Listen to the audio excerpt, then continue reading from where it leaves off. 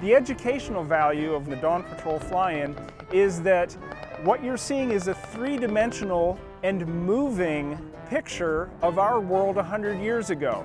That's something that you don't get every day, and it's a valuable opportunity to peek into the living past here at the National Museum of the U.S. Air Force. When people see this in the air, it's sort of like a large flying kite.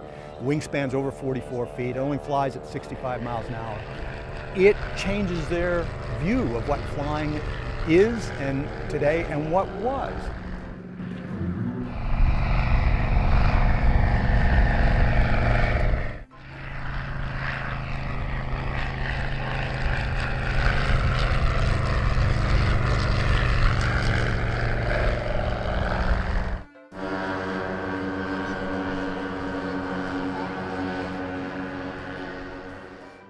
This aircraft is built almost identical to the full scale, with ribs, fabric, cables. All the cables on this aircraft are live.